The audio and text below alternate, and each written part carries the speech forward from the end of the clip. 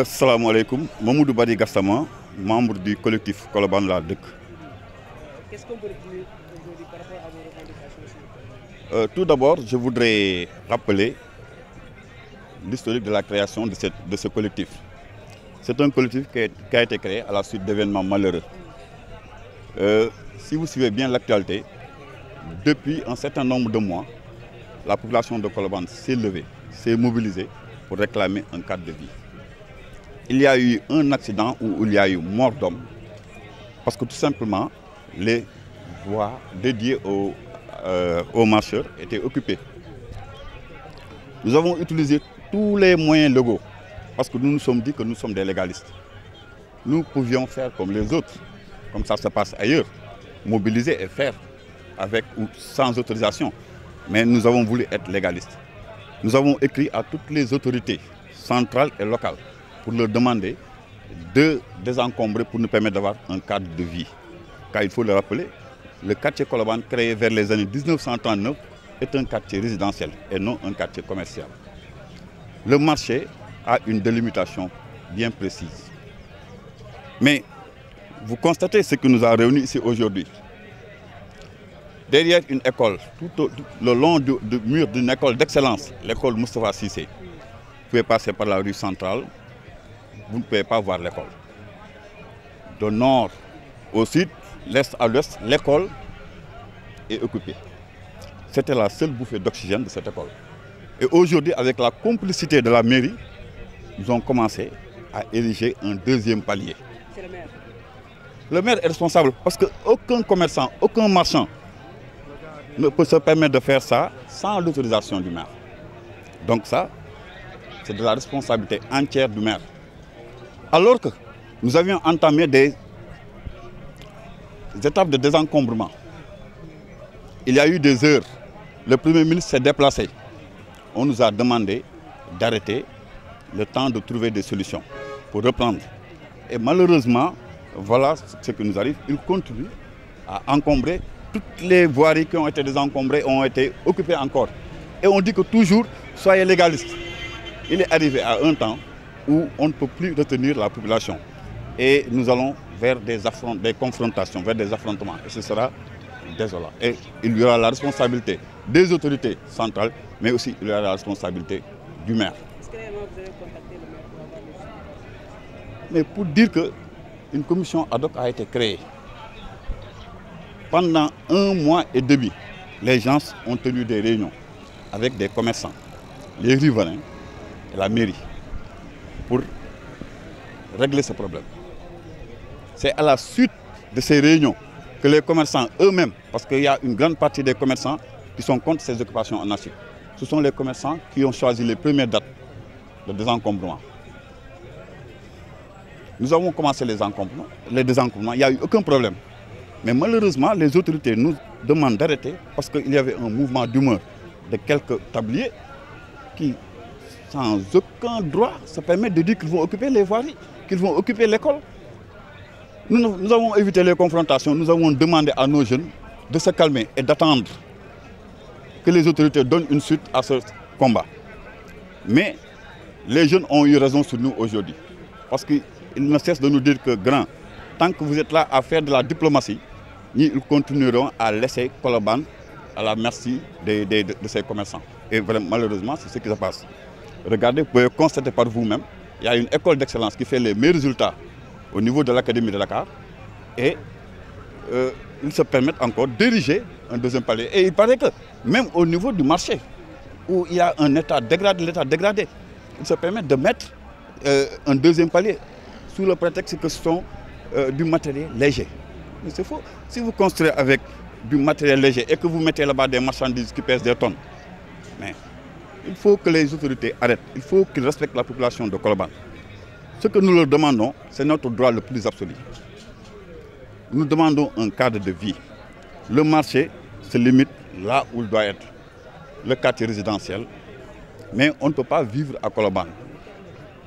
Difficile d'accéder à l'hôpital, difficile aux populations riveraines de se déplacer. Même il y a une vieille dame, je vais donner une histoire qui jusqu'à présent, c'est une vieille dame qui ne peut pas se déplacer. Mais le taxi ne peut pas arriver jusque chez elle. Donc, sa famille est obligée de payer un médecin qui fait le déplacement. Et vous trouvez ça normal? Merci. Voilà. Merci.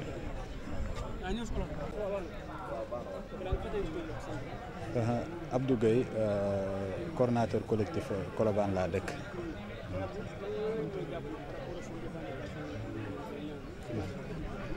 waaw non li ñuy ñaawlu vraiment mooy du ci marché bi d'abord, mais dañuy wax ci quartier bi ak ci la mairie, parce que aussi am na loo xamante ne dañu préparer woon une opération de déguerpissement, bind autorités yi waxtaan ak ñoom wax ak ñoom que ne dañu bëgg vraiment ñu désencombrer quartier bi, mais malheureusement bi ñu désencombrer quartier bi ba léegi ñu doon xaar mu am suite bu favorable ci population yi, mais toujours dañu gis ne autorités yi dafa mel ni dañuy topp caprice commerce bi wala caprice yenn commerçant yi, du ñu wax ñëpp parce que bëri na ci commerçant yooyu ñoo xamante ne vraiment occupation anarchique bi neexu leen.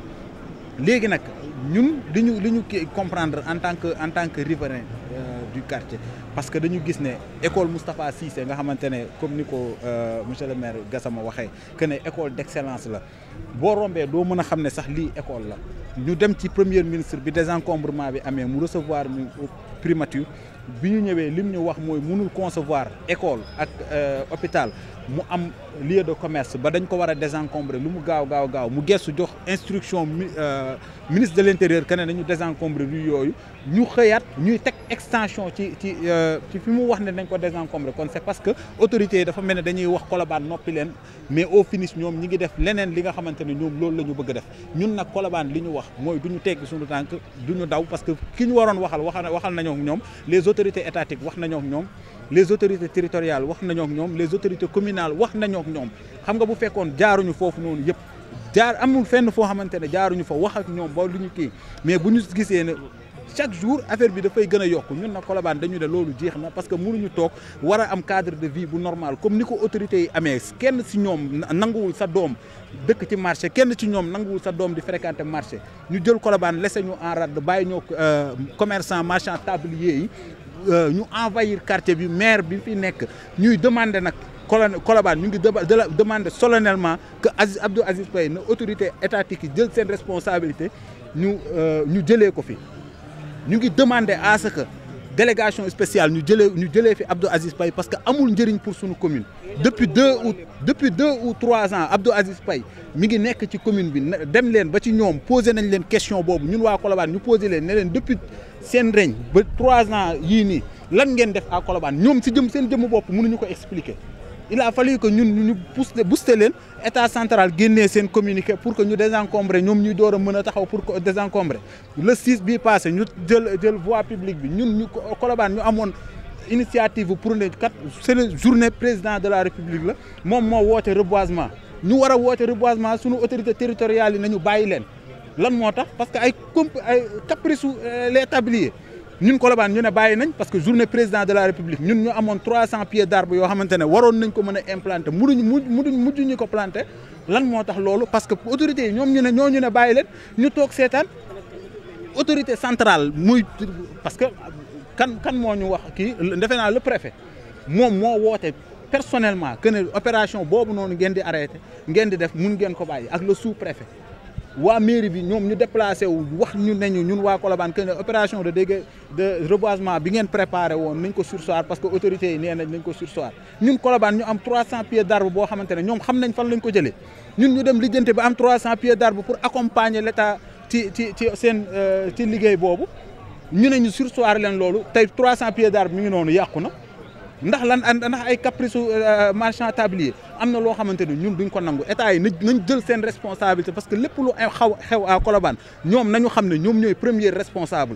fi ñu waroon jaar nañ fa, ñu waroon waxal wax nañoo ak ñoom. tey nag mënuñu ñu dëkk si chaque jour di ñu wax naan noonu noppi leen lépp lu ñu bëgg def état bi ne ñu noppi leen.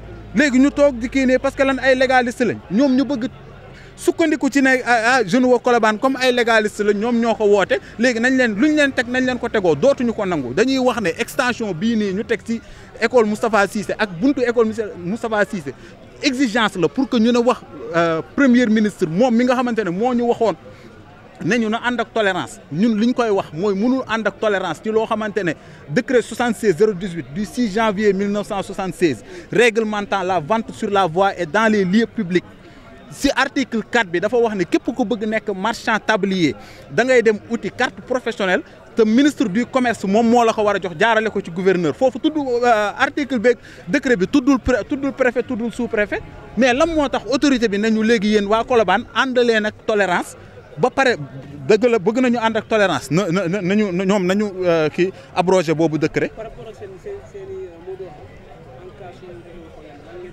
non du question de en cas de suñu état li ñuy wax ñun nekkuñu fi pour di xeex ak état wala di xuloo ak état dafa am loo xamante ne c'est notre droit le plus absolu dañuy dem pour jëli ko parce que moom président de la république mi ngi dugal ay njabootam foo xamante ne fan la dëkkoon du Mermoz si premier ministre fan la dëkk du Sénégal góor gi comprendre nga kon ñoom noonu cadre boobu noonu baax na ñoom seen cadre baax na léegi pourquoi ñun suñu commune Gueule Tapée Fass Colobane ñun ñu bëgg ñu désencombrer ñu kii toujours autorité administrative ak autorité étatique yi naan ñoon bàyyi leen toog leen seetaan kii ba pare suñu cadre di gën a yàqu usage d'habitation yi am à Colobane ñu koy transformer en commercial nga koy signaler autorités yi tu am benn suite léegi lan la ñu bëgg ñun ko population bi ñu bëgg li ñuy wax daal ne mooy ne état jël ay responsabilités par rapport ak li xew na suñu autorité administrative yi jël ay responsabilités par rapport ak li xew di fàttali premier ministre que ne ñun dem man bokkoon naa ci ñi demoon toog ak moom mu gestu jox instruction ministre de l'intérieur que ne désencombrer rue wu Colobane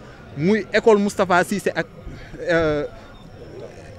hôpital Alfala boobu ba léegi amul ñu ngi toog di ko xaar gisuñu ci kii ñu ngi wax nag ne toog di xaar bu yàgg bii nii dootuñu ko nangu am na loo xamante ne mënuñu toog di nangu ñoo xamante ne dañuy ñëw fekk ñu si sunu ñu war a dund am cadre de vie bu baax nga ñëw imposer ma yow li nga bëgg ba pare samay autorité étatique man ak yow ñu bokk ci même niveau ñu ne ma noppil pour man ma war a noppi ndax seen kii loolu lañ wax Colobane dootul nangu li ñuy def mooy dañuy taxaw à ce que lépp lu Colobane war a jot comme moomeel dinañ ko jot parce que am na loo xamante ne place de la nation dañu ñëw implanté ko ci sunu quartier. caserne Samba Diéry Diallo ñu ñëw indi ko fi camp Abdou Diassé ñu indi ko fi Masalikul Jinaan ñu indi ko fi mu am TER am BRT lépp Colobane on est envahi ba léegi loolu noonu yëpp ñu jàpp ne état dinañu accompagner ñu noppi garage Colobane mi ngi fii ñu jàpp ne état Colobane dinañ noppi ñu toog di xaar marché wu 9 hectares ñu ñëw si sunu biir quartier mu am fi muy déplacé wu toujours non am na loo xamante ne trop c'est trop dafa jeex état sunu autorité étatique yi nañu jël seen responsabilité par rapport ak Colobane nag bu ñu jugee ñoom nañu xam ne ñoom ñooy les principaux responsables. voilà jërëjëf. Abdou Gueye coordonnateur collectif Colobane laa dëkk.